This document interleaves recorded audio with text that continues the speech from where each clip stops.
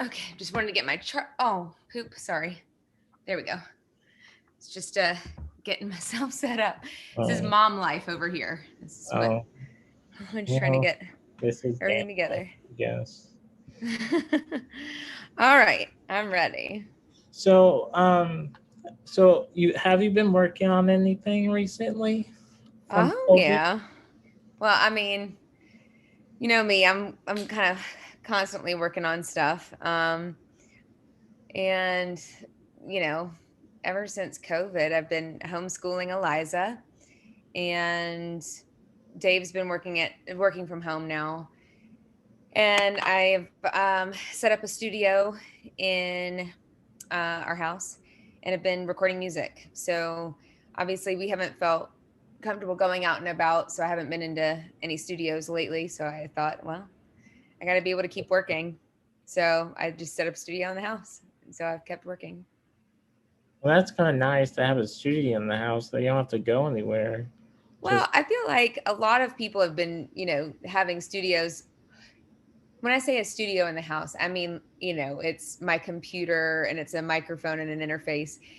People have been recording music in their out of their homes for, decades now. It just took yeah. me a pandemic to really get on the bandwagon. But I finally did it, and it's motivated me to keep doing music during these weird times. So Um, it's something. well, I played your song a couple of times on WVUD. I saw Um, or heard. That's all. so I mean, I don't have they won't play they will I don't have any more shows for WVOD anymore because that was just a opportunity for January that Hmm. they gave me because I'm all the way here, and so I kind of said, okay, I'll take it.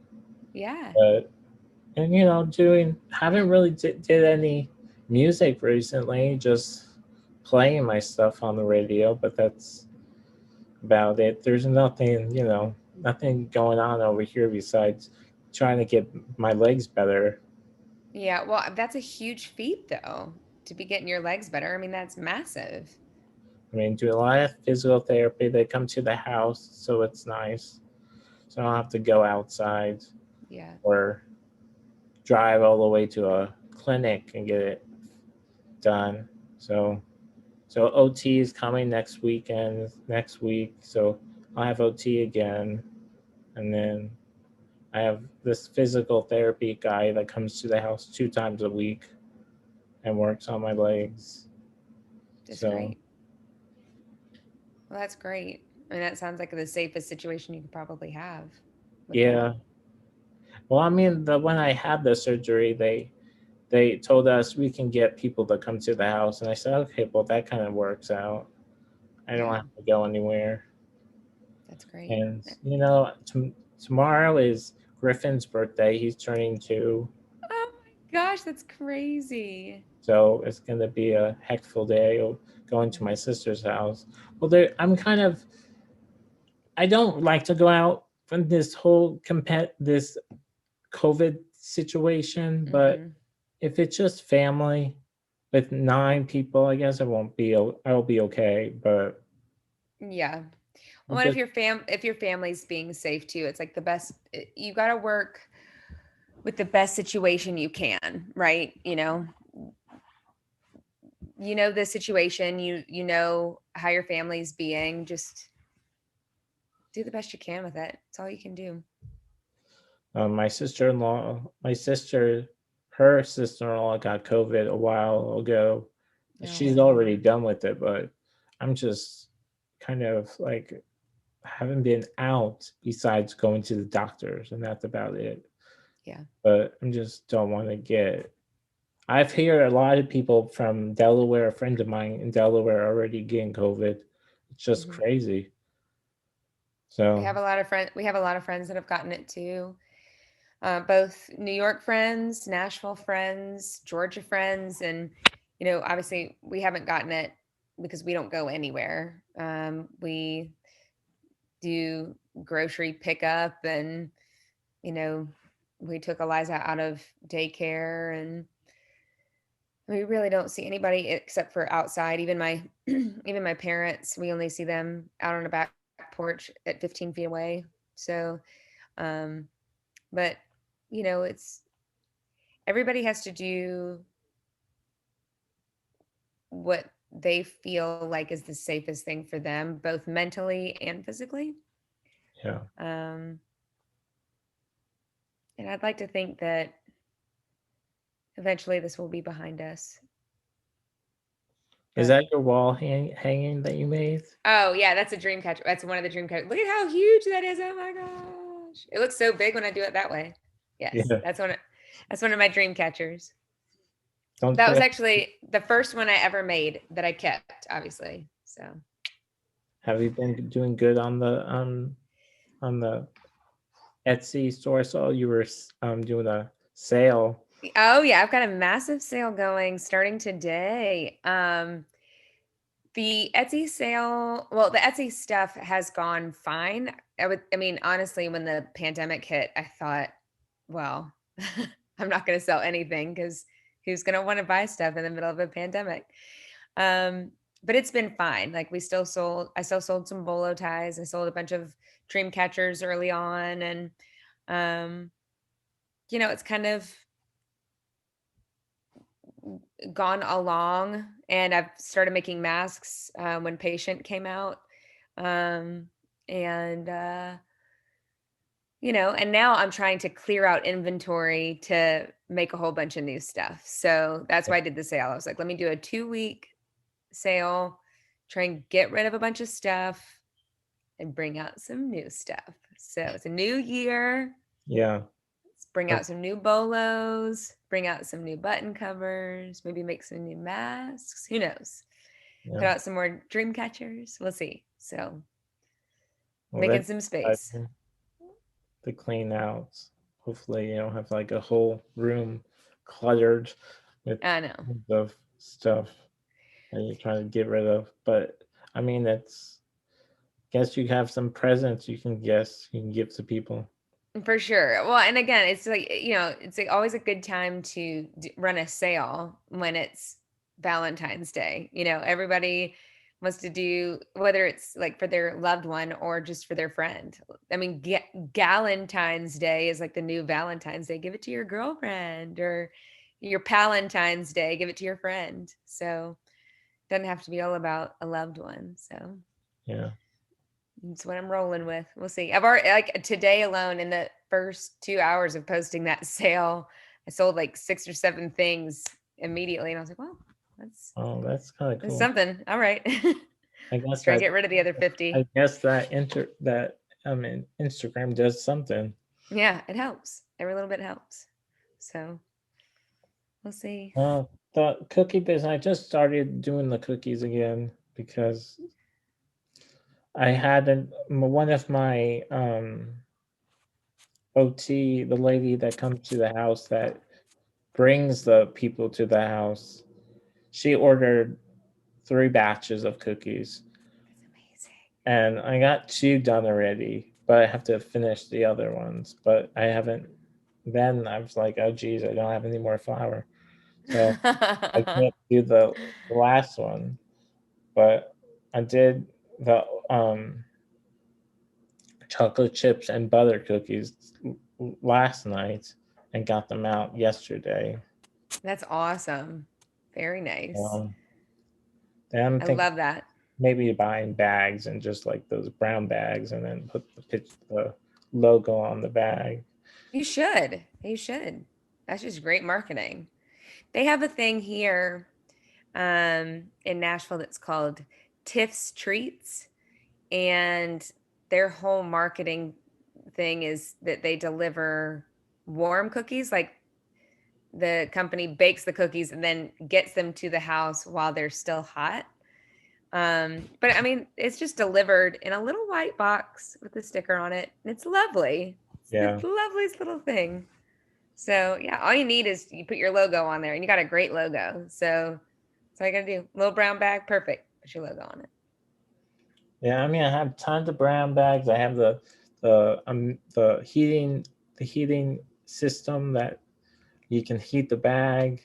Oh heck And then, I mean, I haven't used that in a while, but I do have bags and I have other stuff that goes with it. But some days I just feel like, what should I put it in? Because it's like, it's a big package. It's like a big order or a small order. And I'm thinking Yeah. to myself, I don't want them to break. And Mhm. if I put them in a large bag, I don't want them to. And sometimes it's hard for traveling too, shipping it because you don't want them to break.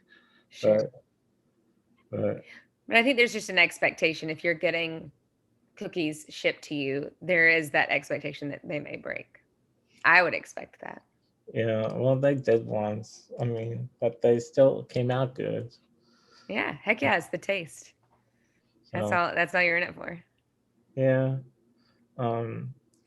So so I saw you were on what's her face's live the other night. Auburn's show? Yeah. I Yeah. saw you were doing that. I I love doing her show. I stepped in for a little bit for that Yeah. show. Yeah. But before it went away, well, but Mhm. before it died off the line or something. Yeah, we were on there for almost 2 hours, I think. It was a fun show. I love being on her live feed because I mean, it helps that we're friends, right? So we have like a good rapport Yeah. anyway. But we both also love horror movies and all things fantasy and sci-fi. So we get on these tangents talking about that, and we like a lot of the same music, and it's always fun being on her show. And I need to be better about doing more live streams. And she is determined to help me get on Twitch, which Yeah. I, I've done other people's Twitch shows, but I've never actually done my own Twitch show. So maybe in the next month or two, I'll be a Twitch artist. We'll see. I mean, it's something different. I mean, there's Yeah. so much platforms nowadays that. What was on the last one you were on like a called screen window or something or window screen? Oh, you mean the ones that I used to do all the time? Yeah. Wasn't Those it? were concert window. Oh, that's right. Concert window. And concert window is no longer around. Otherwise, I would be doing concert window all the time. But concert window stopped being a thing. I think at the be either because time is running together. It was either at the beginning of 2020 or the beginning of 2019. I don't remember which. I don't But know. I was watching Auburn, most of them when they were alive. yeah. Well, Auburn and I did one of the last ones. It was like that last week we were on it together because we loved Concert Window. Concert Window was awesome. Um, but yeah, they're no longer a thing. I loved Concert Window. What a bummer. I mean, there's so many um platforms that go on like TikTok, but that's not really. Uh, eh, well, I Yeah, guess. there's like Stage It too, and there's I mean you can go live on YouTube, you can go live on Instagram or Facebook. I mean there's so many different places for which to do online concerts now when back in the day, when we first started doing online concerts, what like 6, 7, 8 years ago, there were specific sites for that, like Concert Windows and Stage It was around back then too, and um, you know, and now all these other platforms have started doing it as well. I do remember. What was another platform? I don't know what I was talking about. I don't know what I'm talking about. Um, Oh, that's all right. um, but I mean, I just lost in my mind. Um, hopefully it'll come back to me. Um, No worries. so what like have you been writing anything new? Yeah, I've been writing a lot. So, I mean, again, leave it to a pandemic and being trapped at home to start writing more again. But I think that was just I needed it. I needed music again, and so starting in March, I really just kind of started writing a lot more all over again. So that's why I want to put out an album this year, because I've got the material to do it. um, and so I think the album that I'll put out this year will have 9 to 10 songs, maybe more, depending. Um, yeah, I've been doing these open mics on Mondays where I host a Zoom open mic, and musicians from New York, New Jersey, Nashville, Richmond, Virginia. Um, we've had some people from California. We even had a person from England. Um, I mean, just kind of all over have Mhm. popped in and played their music, and that alone is inspiring. And I think doing music every day has helped push me to write more. So do you think the songs that you have on Spotify, do you think those will be on the new EP? Like Shaken Down and Patient. Mm-hmm. Yeah. Yeah. Because they're both relevant to what, like, I mean, I hate to even call it this, but this record would be like my quarantine and pandemic Record. 2020 record. So those feelings are very much what I've been going through for the past year. So they're still relevant. Um, so they would definitely be on it. But there are also songs about, because again, it's personal experience for me, but about being a mom right now. I mean, because obviously I've been a mom for 4.5 years, but I mean, I've really been a mom for the past 8 months. I've been a full time, all the time mom for 8 months. There's not been one babysitter, one teacher, nothing. It's been all me and Dave all the time for since March. So, and there's no end in sight for that. I mean, we have her signed up to go to school in the fall, and hopefully that will work out. But so there's songs about that element, and it's been awesome. But there's songs about being a mom. There's songs about the pandemic. There's songs about the political unrest, not as maybe direct as some people write political songs, but as direct as I'm comfortable being, I guess. Um, there's songs about Dave's and my relationship and how it relates to other people, and there's songs about loneliness and about just how hard this is. So all of those things work together, so they should be together on an album. Yeah. So what was this when you wrote Patience? Was there a song? Was there anything like, um, was that did that song mean anything to you like when you wrote it? Oh, that song probably meant more to me when I wrote it than a lot of songs have in a long time. Um, I had been doing the open mics, like I told you about, on Mondays, and everybody was having a hard time.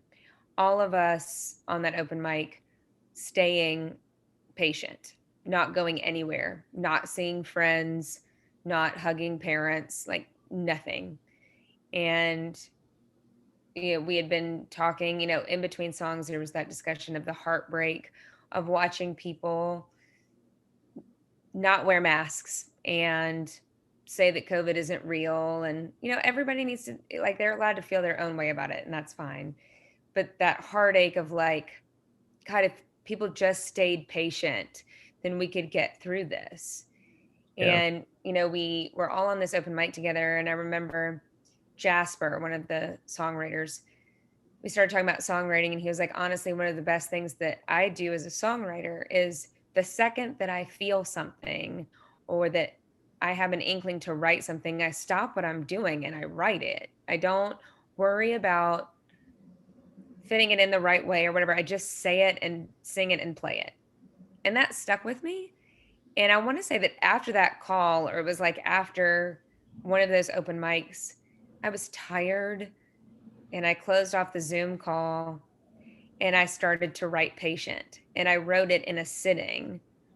And it was like whatever came out of my mouth first, that's what stayed. And the only other song that's really happened that way was Move, which is about my mom, which I know you know.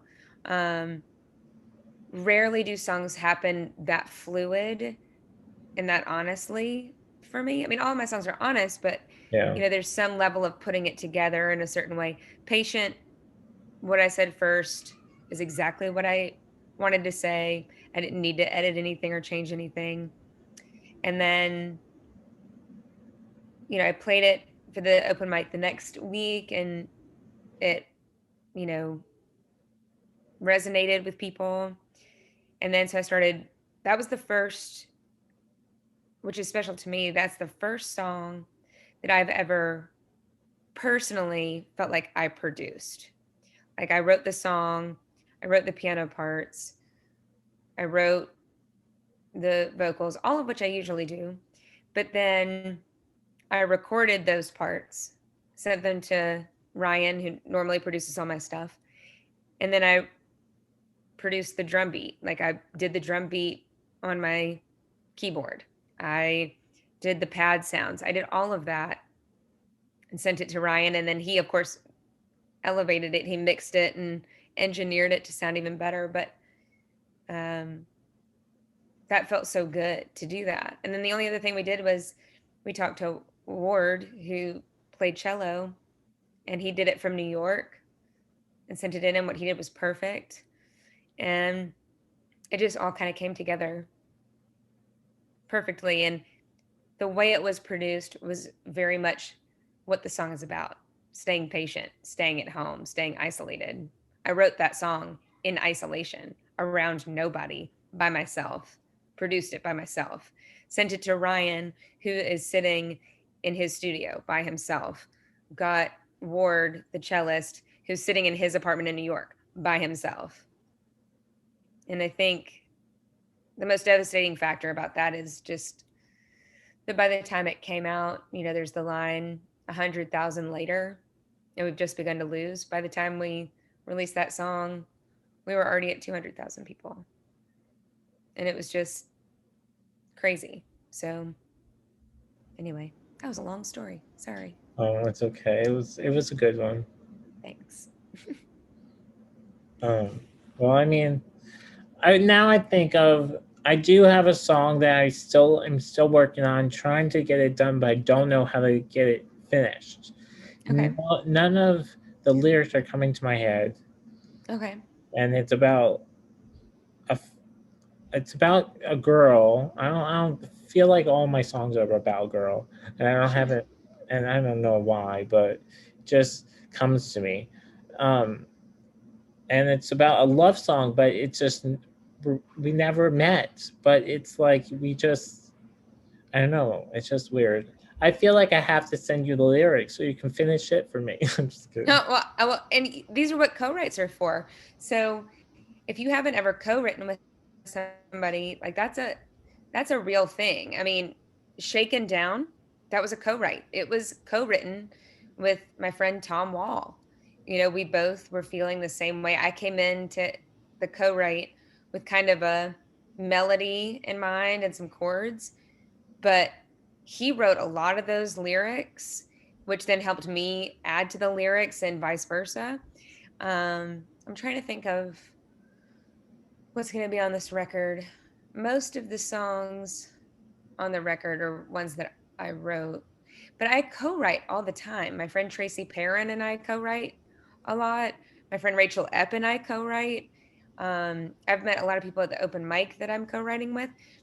What's so great is to find other songwriters that you like and set up co-writing sessions, because when you get an idea in your mind and maybe you're stumped, you hit a wall and you say, hey, you want to finish this out, and they might have those ideas that propel it forward, that you Yeah. maybe didn't, that you think, wow, I wouldn't have even taken that song there, but I like that. And I mean, Jeremy Nash was one of my favorite co-writers from back in the day. We haven't written it together in a while, but he co-wrote Love You Best and Tectonic Plates with me, and those two songs, I don't think they ever would have turned out as cool without him. So I feel like I don't know, it's hard to find somebody out here because well, I know I'm like there's people like the last time I said to somebody, "Oh, would you like to work with me?" They said then they put the money into it, and I'm thinking to myself, "Okay, put the money in, but I'm not looking for that right now. Just want help." Well, but co-writers, when you're talking about other songwriters, there's no money involved. It's a split. So like when I co-write with any of my co-writers, the assumption is we split everything on the song front 50-50. So, if you were to, as a songwriter, you should have a PRO or a performance rights organization like an ASCAP or a BMI or a CSAC, one of those that have all your songs in the registry. And then you write a song, you would copyright that song, and you and the co-writer or co-writers would own that copyright. But then also within your PRO, you would have your splits. So anytime whoever records that song, whether it's like, let's say I co-wrote with Jeremy, right? So we have a song that's a 50-50 split. If I record the song, great. It's on a record. And then if that song gets placed somewhere and we make royalties, he gets 50% of those royalties. Easy, because he co-wrote it. Yeah, Wonderful. Uh, if that song was recorded by, I don't know, Lady Gaga, then he'd get 50% of that too. You know what I mean? So it doesn't matter who sings it. He co-wrote it and he will forever be the co-writer on that. So ordinarily, somebody that's going to co-write a song with you isn't going to ask for money up front. They're just going to say, yeah, just give me credit where credit is due. And if you record the song and you register it with your PRO, I want, my cut of it. And if it's two writers, 50-50. Or again, you can decide splits however you want. But yeah, no other co-writer should necessarily be asking you for money. If they're producing it for you, that's one thing. But yeah. if they're just co-writing with you, then it should just be because they want to co-write. Well, I guess there's not a lot of people I would talk. I don't know. I just thinking, Yeah. but yeah, sometimes songs get stuck in my head. Like I did like Ocean by myself, wrote that. Hmm. I think when I got all that stuff came out of my head was because I was a girl that was getting married, and it was mostly about her, and I just but one like Homestead, I was writing that on coming home from Florida on the airplane and got that all recorded. So I mean, and that was when I was living in Delaware at the time, coming Hmm. home from Florida. But I don't know. But I mean, music is music. It comes out of your head, or it comes from your mind, or I don't know where it comes from. Well, and sometimes I have songs that I started like 7 years ago that all of a sudden take on a new relevance, and then I finish them now, right? So you might have this song idea that isn't, you might feel stumped and it's not finishing up right now, but that's not to say that next year or next week or in the next 10 years it won't finish itself. It'll Yeah, finish itself when it's supposed to. Songs take on a life of their own,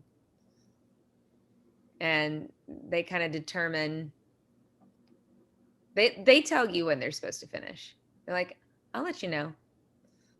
I'll let you know when I'm good and ready. That's what I think. yeah. Well, I guess Um, anything that you are working on now that think you're gonna release?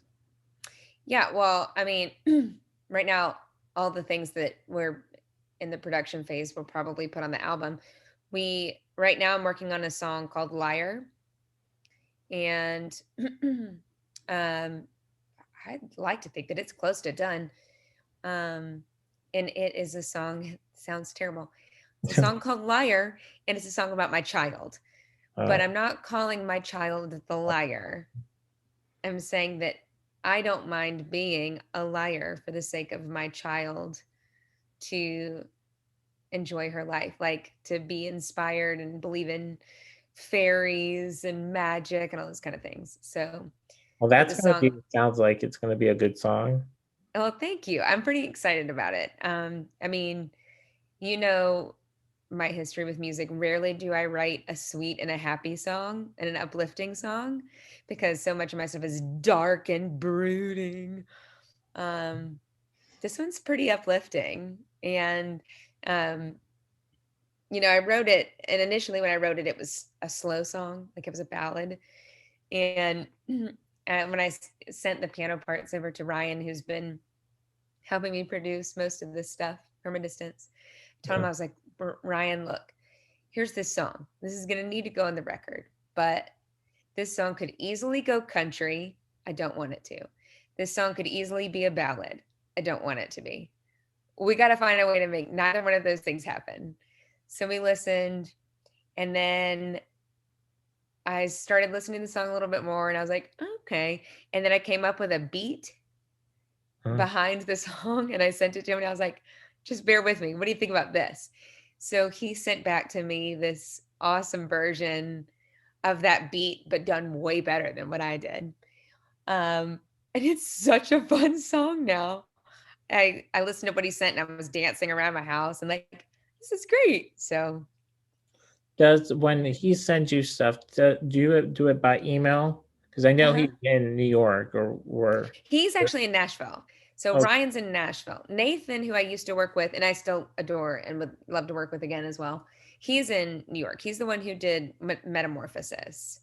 But Ryan is in Nashville, and Ryan's the one who's done like Don't Speak, and he did, what else have I released? Ryan has done. Um, he helped me with Patient. Um, like since I moved back down here, he's the one I've been working with the most, producer wise. So, um, this in this entire album will be co-produced, engineered by Ryan Yeomans. So, you. I have to say this. You're my favorite musician what? That of is, this of in the in I because mostly all my friend musicians are the one that lives in used to live here in Kansas City doesn't live here in Kansas City anymore. She doesn't have her band is anymore not anymore because they broke up. Beautiful Bodies were my oh yeah, you love favorite, them. They're great. and then they're gone now. So and now she's in LA trying to make it big in the pop scene. So I mean, I don't know when her record's coming out, but I'm trying to get her to do an interview with me. But I mean, I listen to your stuff more than hers, but I would say, but Oh, well, I'm so flattered. I'm so flattered. You've been so lovely and supportive and just, I mean, honestly, you and I have several other people who have been supportive in the same way. It's that kind of stuff that keeps me going and makes me think maybe I'm doing something right. So I'll just keep putting out music, you know? Why not? I play it all the time on all the podcasts I have, It and it's means the like world to my me. favorite. I always put you in the middle or the top. It And really means more to me than you know. It really does. no, I mean it's better than listening to my music, but I mean it's just I mean everybody does like my music, but I mean it's just Your music is rad. Are you kidding? You have amazing music. I'm so thank glad you've been putting you. stuff out. I love it. I love it. But I wish I would be more radio plays, but what you gonna do? Everybody does. I mean, and I wish that there was some sort of like answer to making that happen. I mean, I certainly haven't figured it out. But, these days it's like it's not, radio play, actual radio plays like FM radio plays. That's you have to be on a label to get that. And Yeah, then there's like Spotify plays, and that's great. But if you, I'm probably gonna stick my foot in it by saying this, but like, you'll hear that. Well, to get real plays, to get like real playlist plays, you just have to have really good music and get on the good playlists.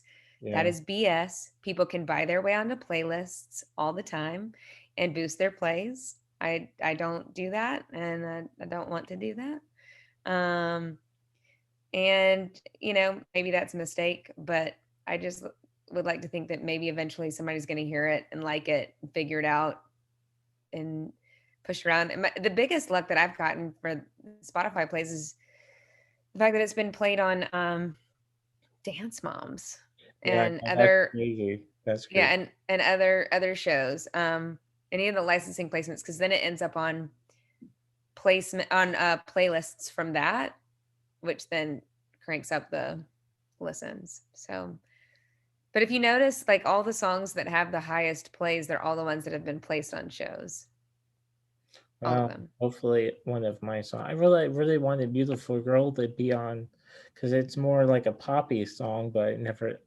I mean, it's been on the radio on WVD, but because I put it on there, but on the air, but um, I know I have some people in Delaware that like it, but that are like kind of friends, both friends, but they're fans too of my music. But I wouldn't think they would put it on air or something. I don't know. Well, you just got to keep sharing it. Keep sharing the music, and then I think deciding a path. Like for me, years and years ago, um, well, let's see, if Collapse Collide came out in 2011, so that was 10 years ago. So even like right before Collapse Collide came out, so over 10 years ago, I decided in talking to my manager too, that the avenue for me that made the most sense was licensing. Like I heard time and time and again, I could hear that song on a movie. I could hear that song on a TV show. You might not hear it on a radio, but you could hear it cinematically. So we pursued that. And how do you pursue those things? Well, you don't pursue it by trying to get your music on the radio. You pursue it by trying to get your music on TV and in Yeah, movies. yeah, So go find the music supervisors, go to the film festivals, go to the conferences where there's going to be stuff about film. That's how you do it. And you put all your energy into that thing. So if all you want is radio play, you go and you put all your energy into that radio play. If all you want are Spotify spins, put your energy into that. Like pick a thing, put your energy into it and do it well. yeah. Do it well. And then the other things will come from that. But I think the only thing that to me, and I know that there are people who do it all the time and it works, but it just never resonated with me. The people who go, I just want to be famous. Oh well, I don't Well, think that famous. I don't I don't get that. And good for them and I hope it works. Cool. That is too broad a sweep, too big a blanket to try to control. I never wanted to be famous. I wanted to make music my job. I wanted to be able to keep making relevant music and have purpose and make a difference and have an impact on people with my music. As long as I Yeah, could keep doing that, then great. So, yeah, everybody loves your music, so well, just I keep. don't think everybody loves my music, but as long as a few love it, then that's fine. I'll take it. On your, do you ever think that your daughter would be on your one of your songs? I don't know, maybe. Do you think she'll be up for it? Do you think? Yes. Yes, she loves to sing all the time. So will she be up for being on one of my songs? You bet. Will she be on one of my songs? maybe. Maybe. Maybe sooner rather than later. We'll see. Well, that's exciting. Who knows?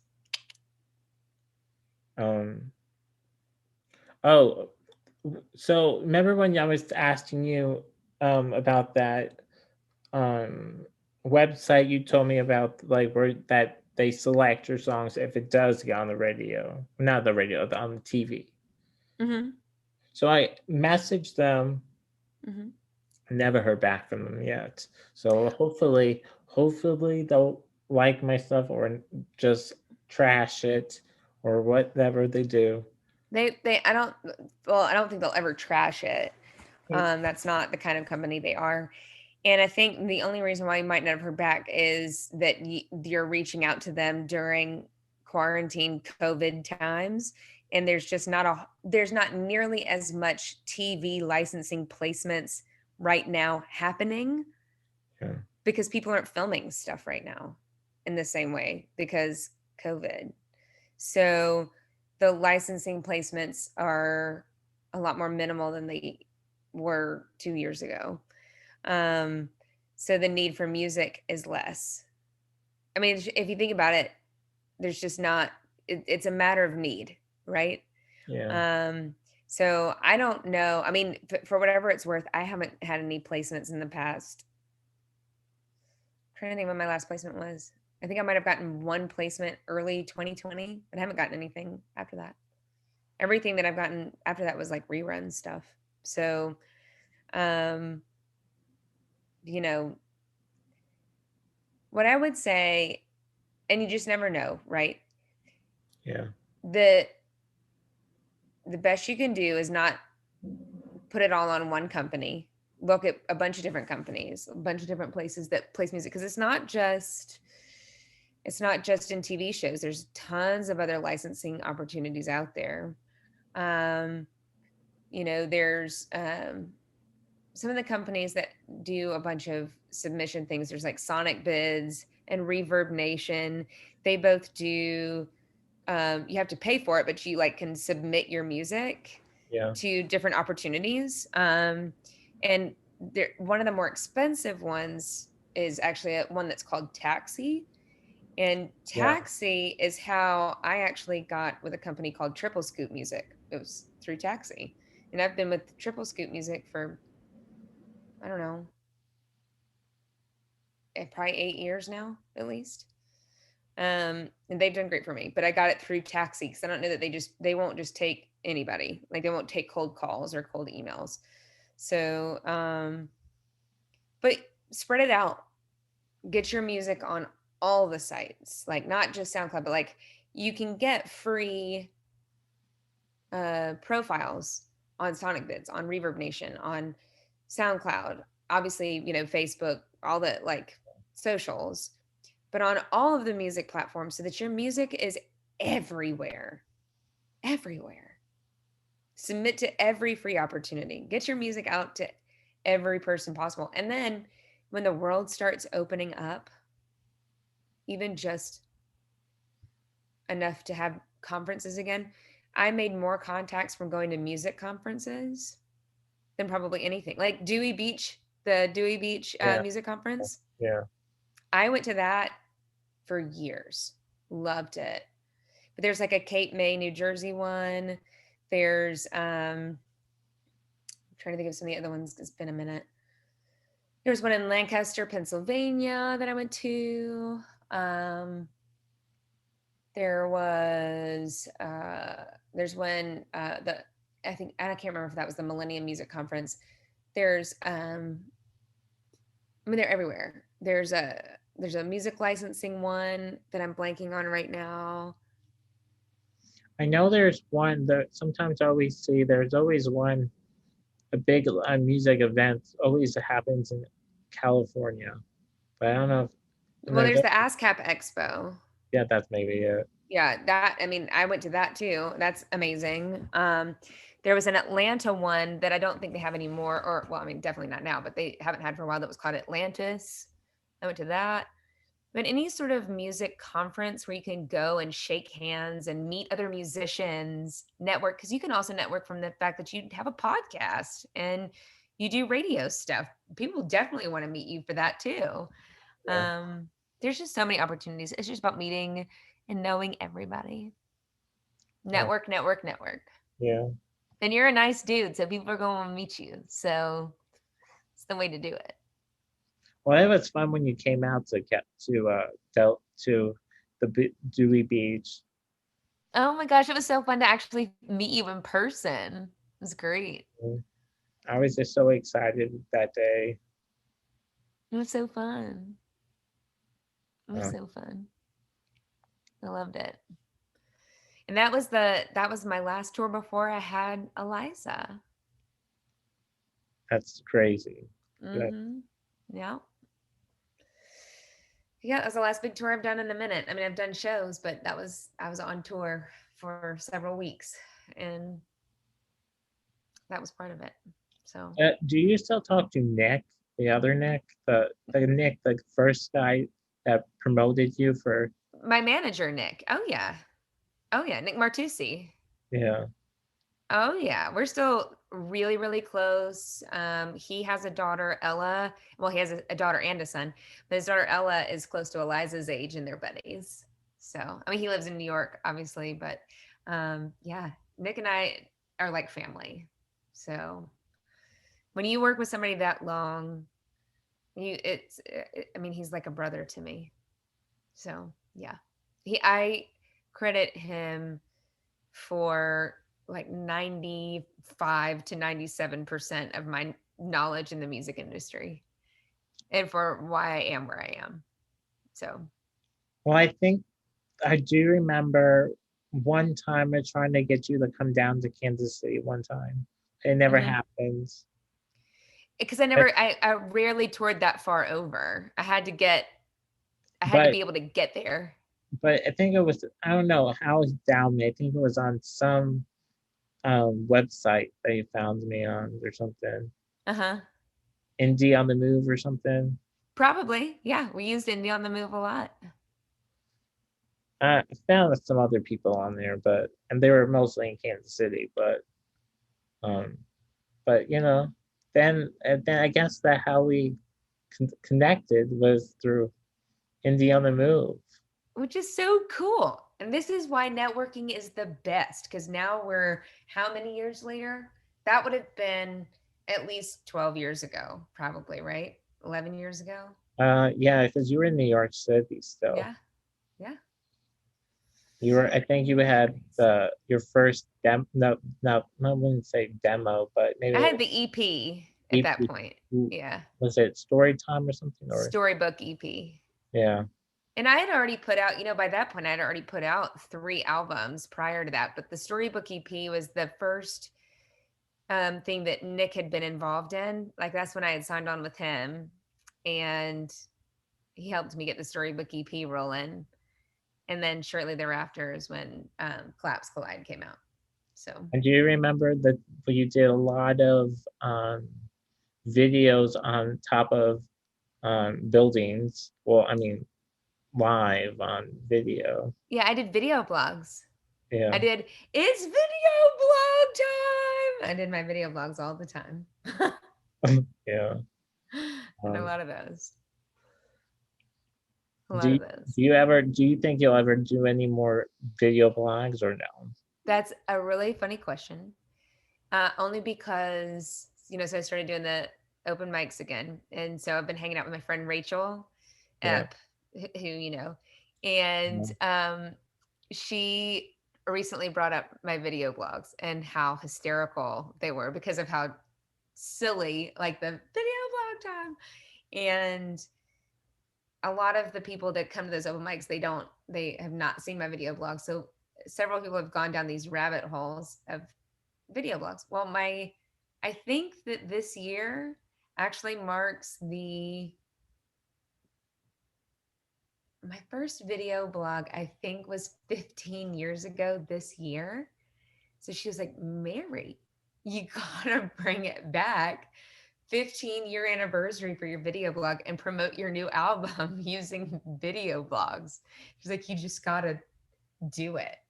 So, You gotta do you remember that song you wrote and then you were talking about wine or something. Not wine. I think it was, maybe it was wine. It was a song. I don't know if you had a song that kind of you were trying to get Oh, you're talking about loose Liz can. cannon. And there was a beer that came out that was called Loose Cannon beer. And I was like, Loose Cannon beer, y'all should sponsor me Yeah. because I wrote a song called Loose Cannon. They actually wrote back. They were so nice. They wrote back and they were like, "We like your song, but your song is about mean girls. We don't know that we want our beer associated with mean girls." And I was like, touche. Okay, fair enough. So they did not end up sponsoring me. I think they sent me a 6-pack, but that was it. They're like, nice effort, but Good nah. try. Well, Yeah, I remember that. that was a good one, and the music videos were good too. Thank you. Thank you. I appreciate that. It was a fun time. The doorway was a good one. Yeah, that one was shot at Cafe Vivaldi, which I is now mean, it's closed. yeah, that's sad. I know. I mean, everybody played there that I hear. Yeah. Lady Gaga and Oh, yeah. It was a big deal. I was everybody. like another home. I bartended and played there. So it's a special place. Man, there's nice venues out here too. So, Yeah. but most of them are not open anymore. Like the Balmont Club, that was a really good venue out here. And then I saw the last show I saw was the AAS live there, Oh, yeah. Oh, yeah. That was and a cool show. so that was like my favorite concert I'd like to go went to that was here, and then the Czar bar that it's like a small little bar that I used to go to that's used to be a bank. So a little story about that I've just figured out. I was interviewing a guy the other day, and he's a musician in Kansas City, and he told me that that little restaurant, that little bar was a bank, and it had like one of those doors, like the bank doors that was like the front of the stage. So Okay. and then those two I don't know the name of the bank stealers, but they're popular. But I guess, before they died or something, that they stole the money out of the bank. I guess that was their location or something. Oh, weird. Yeah, That out of the Czar bar, that was the place? yeah. That's Before it was a crazy. bank, Okay. and I said, "Oh, that's interesting. Small world." That I mean, is. they That's came to nuts. Kansas City. I guess I don't know. Oh, interesting. I That's I so I, random. I think I don't know the names. That there's name. I mean, but the video is up on my one of my radio pages, and I was talking to the guy. His name is Chris. So that video is on one of my pages on Instagram. Okay, I'll have to check it out. He's also on Facebook too. But Cool. um, yeah, just keep him busy. And Yeah. I think I want to do more of these little Zoom. These are these are great. These are fun. And it's nice to see your face and it feels more like a hang and I like it. It's a good idea. Well, anything else you want to chat before you go? No, I should probably go give Eliza one last hug and kiss before her bed, but I appreciate all the support you always give me and I'll let you know as music comes out and you know, that kind of thing. I'm Well, just staying busy with it. I do have to send you those cookies. So I'm I, still I'm ready. You just anytime. I'll take them. just I know Eliza likes rainbow sprinkles, right? Oh, does she like rainbow sprinkles? Are you kidding? She's obsessed. Well, look at this. The other day I was yeah, on whatever the store I had to go on Amazon. I had to buy so many of these sprinkles. Oh my God, she would lose her mind. I mean, I had to like go and find some sprinkles to make these cookies because I was out of all the sprinkles. And then for Christmas, I got 101 cookie cutters for Christmas. Oh, nice. Yes. That's So I mean, perfect. and then my sister gave. Well, I asked my sister for Christmas was uh, a smart TV, Hmm. and I got it. So So I mean, it's You bake cookies and you watch your smart TV. yeah, and I watch my Disney and my Netflix and All right. What's your one last question for you then? What's your current Disney obsession then? um. Well, I do like the oldies, like Hmm. the old films, but but I've been watching oh, not that new movie that just came out. Um, Soul? no, not that one. Oh, I know that one's good too. that's good. Um, uh, Milan. Oh, Mulan, the live action one. Yeah, that's Yeah. really good. I haven't watched it yet. Well, I would say it's a family movie. It's like it's perfect. I would watch it again if well I can, but I mean, Eliza's seen the cartoon version, but she hasn't seen the live. I think the live action version might be a little bit too mature for her yet, but she loved the cartoon version. but the um I think there is on Disney Plus. I think there is the original of with the The that cartoon. one. Yeah. Yeah. Yeah, that's where we saw it because we have Disney Plus as well. We do pizza and a movie every Saturday. So Oh, does she have the characters, the little stuffed animal characters? she has a few. So she's really into Disney princesses, and she has like, of course, everything Frozen, and she loves Cinderella, so she's going for Cinderella and like Frog Prince. And she has Tiana, um, and she likes a lot of the Disney shows. So she likes Mira Royal Detective and has a ton of that stuff. Um, but she doesn't like sit there with her stuffies while she watches the movie. She's like too engrossed in her pizza to bother with anything else. So Um, you know, well, that's a good one. And Aladdin, I watched the new Aladdin. It's okay. It's not yeah, the same, but I like the original. of course, of course. I think we're gonna do Inside Out on Saturday. Well, that's a good one too. Yeah, we haven't seen it yet, so I think that's our plan. Man, I don't think I have either, but I've heard about it. Maybe Yeah, I've heard good things. my nephews have seen it, or my Yeah, cousins. I don't know, but yeah, I bet they seen it. They kind of watch anything yeah, like on Disney yep. that will make them calm and not crazy. Totally fair. Well, I'll let you go. It was good Okay. chatting with you. Thanks You for too. talking with me. Of course, anytime. Thank you very much. Oh, you're welcome. And I'll talk to you hopefully again soon. Yep. Okay. Goodbye. Bye.